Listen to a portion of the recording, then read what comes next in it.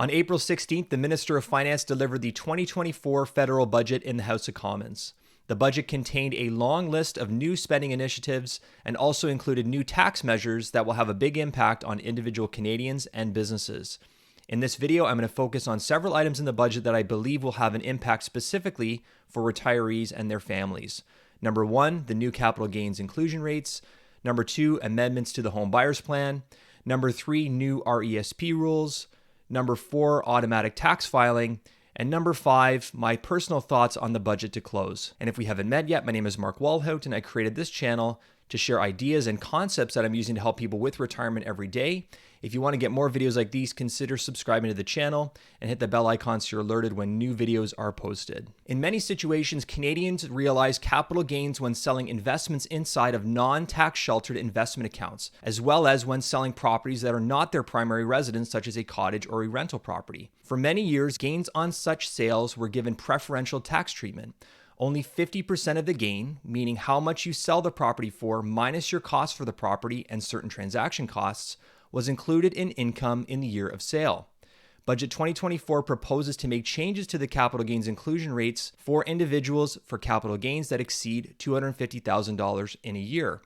Many retirees own cottages and or rental properties that, if sold, may end up triggering these new higher capital gains inclusion rates.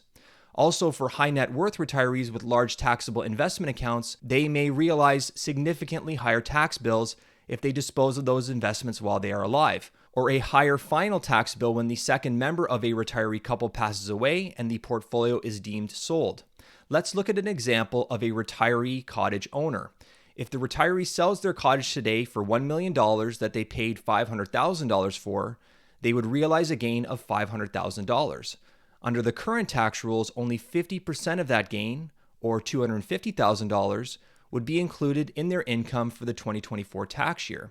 If the budget as proposed passes into law, if that same cottage is sold after June 25th, 2024, that $500,000 gain would be taxed at a higher effective rate. The first $250,000 of that gain would be taxed at the already existing 50% inclusion rate.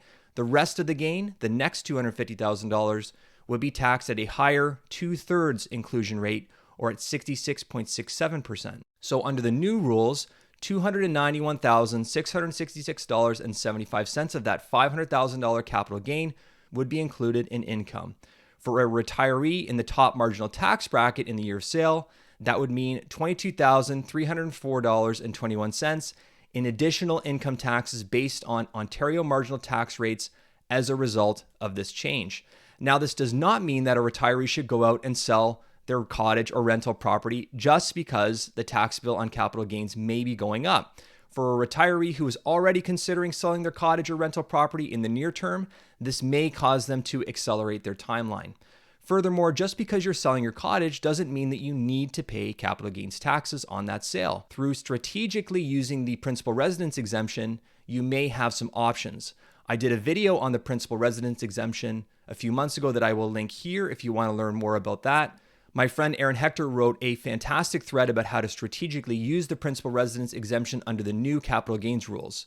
If you want to get more into the weeds on this, I highly recommend checking it out and giving Aaron a follow for great financial planning content.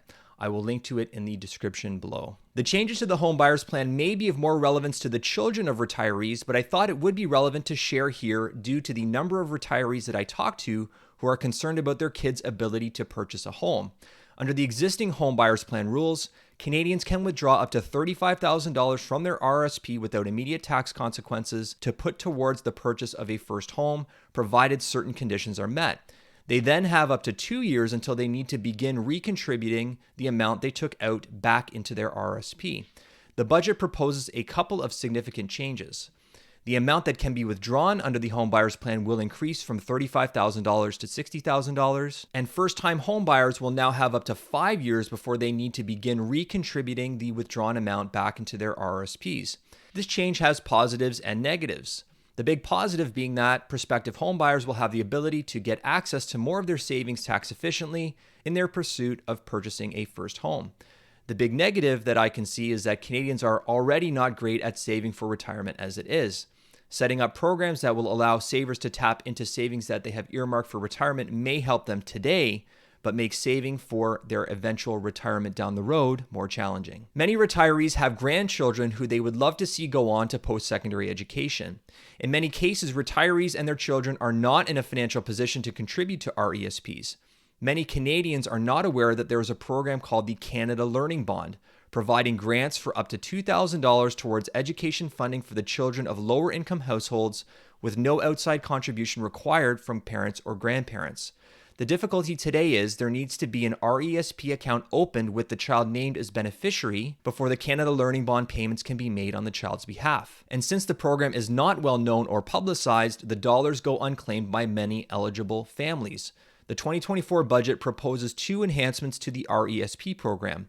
Number 1, it will allow for automatic RESP enrollment for eligible Canadian children by the time they reach age 4, so that Canada Learning Bond payments can be made directly to those accounts on the children's behalf. Number 2, it will allow for eligible Canada Learning Bond recipients to apply for retroactive benefits for up to 30 years.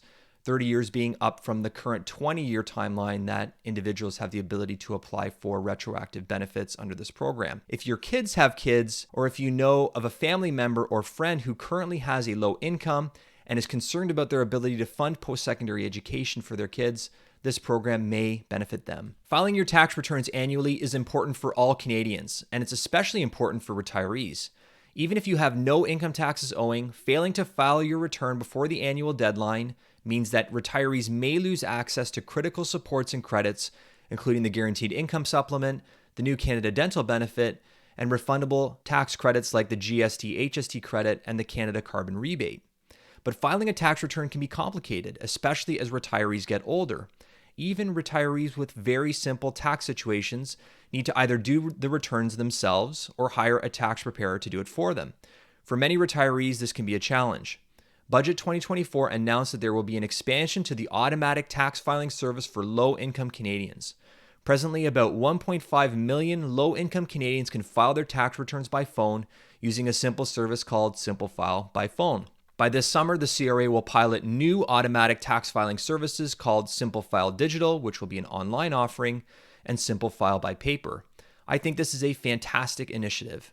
Tax preparation and planning for many retirees is pretty straightforward, and removing the complexity and frustration from Canadians as they get older is a big positive in my books. And now I'll close with some of my personal thoughts on the budget. In the 430 pages of this budget, I struggled to find a lot of major initiatives and takeaways that will impact retirees. It was clear in their messaging in the lead up to the budget that the government was focusing on young people, with many billions of dollars in new spending aimed directly at improving Canada's housing situation and funding specific sectors of the economy, including AI, clean technology, biofuels, and nuclear energy. This new spending is being funded primarily through revenues that the government expects to raise through the increase in capital gains rates, which I spoke about at the beginning of the video. While these new rates kick in for individuals after $250,000 in annual capital gains, a threshold that very few retirees will cross, except in situations where they're selling a single large asset like a cottage or rental property, the new higher capital gains rates apply starting at the very first dollar of capital gains for income in private corporations and trusts. I have 2 thoughts on this. Number 1, the inconsistency in the application of rules between individuals and corporations is explained away on the pretense that all Canadians who operate a small business using a private corporation are wealthy, and therefore they can and should pay more tax to fund more government spending. Even if you do agree that government spending and taxes must go up, in my opinion, it is unfair to broadly apply these new higher tax rates to all small business owners and trusts without a threshold similar to the personal capital gains threshold of $250,000 or something similar. Not all employees are rich. Similarly, not all small business owners who have private corporations are rich. We should not apply the rule book to them differently based on preconceived notions that are not grounded in fact. Number 2, it has been fairly well documented that Canada has an economic growth problem, and punitive tax measures like the new capital gains tax rules don't do much to attract new investment and subsequent job opportunities to our country. Long term, I think they will do the opposite. They will cause people and companies outside of Canada who hold capital to divert those investment dollars away from Canada and potentially cause Canadian holders of capital, such as business owners, to take their assets elsewhere. Thank you for watching this video all the way to the end. If you like it, give it a thumbs up. Leave your questions and comments below. I'll speak with you soon. Take care.